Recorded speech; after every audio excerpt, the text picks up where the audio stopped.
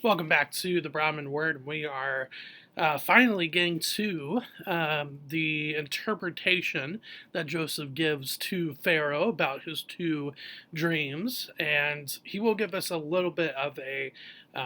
He'll explain the dreams a little bit, so we don't necessarily need to go and go back and go through the dreams again. So go back to Genesis chapter 41. We're going to go to verse 25 through verse 36. And here you see Joseph really putting forward just the idea of the Lord being the one that is in charge of everything, as which is a real big statement because you are talking to Pharaoh. And we'll get to that in a little bit and why that is such a big moment for Joseph. So, with that, Genesis chapter 41, verse 25. Then Joseph said to Pharaoh, "The dreams of Pharaoh are one. God has revealed to Pharaoh what he is about to do." So, right away, you see that. So, as you kind of probably figured out, the threes and the sevens and all these numbers, they're very similar. Just as the cupbearer were 3 days, the baker were 3 days. Here, 7 and 7 are similar. And so, with that being said, that doesn't come as a shock. But what is a shock for Pharaoh is God has revealed to Pharaoh what he is about to do. Because in the ancient culture of Egypt, the Pharaoh was seen as a god. He was seen as the morning star. He was seen as as a divinity in himself. That was Pharaoh. And so for God to reveal something to Pharaoh is a big statement. Joseph could get into a lot of trouble by saying that God is in control and not Pharaoh. um, Now, obviously, there are different gods that are possibly more authority than the Pharaoh would have. But to just say that Pharaoh has no authority and that God does, that's a big statement. And so Joseph could have gotten himself in really big trouble right from the get-go. But yet he makes it plain that God is the one that is not just giving him the dream, but giving it its interpretation, but also is the one that is orchestrating everything that's about to happen. And that is this, verse 26. The 7 good cows are 7 years, and the 7 good ears are 7 years. The dreams are one. So we already see that the dreams are one. That's repeated now twice. But yeah, you see that there is a number. These are not just thrown out there, but there is something that stands for. So there is 7 good years. The 7 lean and ugly cows in verse 27 that come up after them are 7 years, and the 7 empty years blighted by the east wind are also 7 years of famine. So again, it just makes sense with what we've seen with the cupbearer and the baker and their dreams. It makes sense here. Verse 28, it is as I told Pharaoh. God has shown to Pharaoh what he is about to do. So I think that's really interesting that Joseph reiterates this sentence for Pharaoh a second time. I think Joseph is not trying to make fun of Pharaoh or say that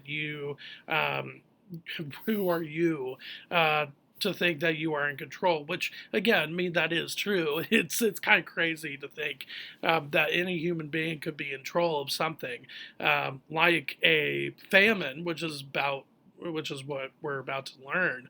But but it is interesting, I think, um, that he reiterates this message and this sentence that God, ooh, sorry, that God is showing to Pharaoh everything that's about to happen, that God is the one that is at work behind the scenes. So, verse 29, there will come 7 years of great plenty throughout all the land of Egypt. But after them there will arise 7 years of famine, and all the plenty will be forgotten in the land of Egypt. The famine will consume the land. And so you may be thinking to yourself, okay, so why show it twice? Why is there 2 times of good 7 years and 2 times a bad 7 years? You would think that with that being the case, it would be a span of 28 years, 14 good, 14 bad. I think the reason why it's shown twice is to emphasize the goodness of the first 7 years and to emphasize the destruction of the bad 7 years that follow. I think that's why it's mentioned twice. It's not meaning to add another 7 years to the good and add another 7 years to the bad. It's just saying, look, there will be really good times and then there will be really bad times.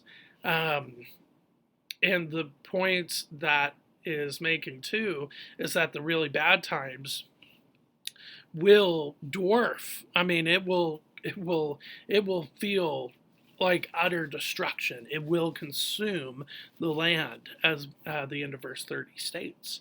And then he goes on, verse 31, and the plenty will be unknown in the land by reason of the famine that will follow, for it will be very severe.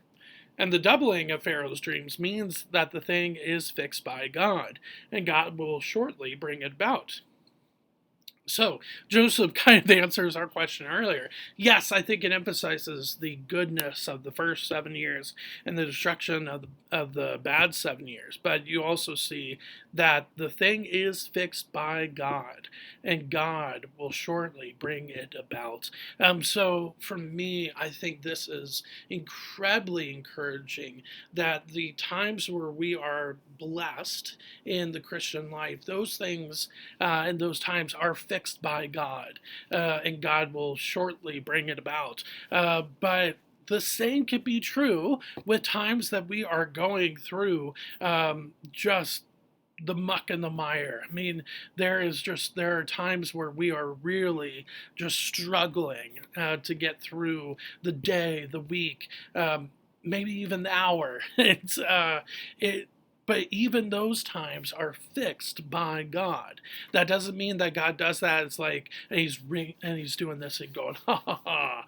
Like that, he's not doing that out of sheer evil. He's putting those times before us and allowing those times before us to see how we would respond, but also so we can depend on the Lord. Just like Pharaoh is about to depend on Joseph to put together a plan to help get them through not just the good 7 years, but the 7 bad years.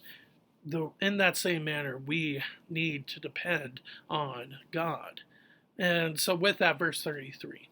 Now therefore, let Pharaoh select a discerning and wise man, and set him over the land of Egypt. Let Pharaoh proceed to appoint overseers over the land, and take 1/5 of the produce of the land of Egypt during the 7 plentiful years. And let them gather all the food of these good years that are coming, and store up grain under the authority of Pharaoh for food in the cities, and let them keep it. That food shall be a reserve for the land against the 7 years of famine that are to occur in the land of Egypt, so that the land may not perish through the famine. So, Joseph basically advises Pharaoh in a couple of ways. First, you need to have somebody that is in authority. Again, the fact that he's presenting a huge responsibility that should fall under Pharaoh and is telling Pharaoh, oh, you should pick somebody else, that could be really bad for Joseph. But I think he is showing Pharaoh that, look, this is going to be so bad. You want somebody to be in control of this whole process, and that's the only thing he is thinking about. So that, I think that's what's going on there. It's not a gotcha moment to Pharaoh, but I think too it's interesting that he says that, but he never puts himself as that candidate, which again, I think is such a character growth from Joseph. Not that he wouldn't say, oh, yeah, that's going to be me. But if you remember, his dreams that he would tell to his brothers were about him being at the head of the family, even over his father and mother. And here's a great opportunity to do something like that. Yes, not with his family, but to be an authority figure. And he could have said, now therefore, let Pharaoh select me, a discerning and wise man, and set me over the land of Egypt. He could have said that, but he decides to leave it up to somebody else. Now, granted, Pharaoh, and next week we'll look at this, Pharaoh does pick Joseph, but I think it's interesting and it's really cool that he doesn't go that route. And then, too, with the plan itself, it is so meticulous and detail oriented. It just shows you that this is not something that Joseph just came up with to seem really smart. Or to get on the good side of Pharaoh. No, this is something that is coming from the Lord himself, and the Lord is speaking through Joseph to make sure that Egypt is ready, but also other nations are ready to get through this time of famine, which we, again, will see later on. So with that, it's cool to see how God is sovereign through all of the little things and the big things as well.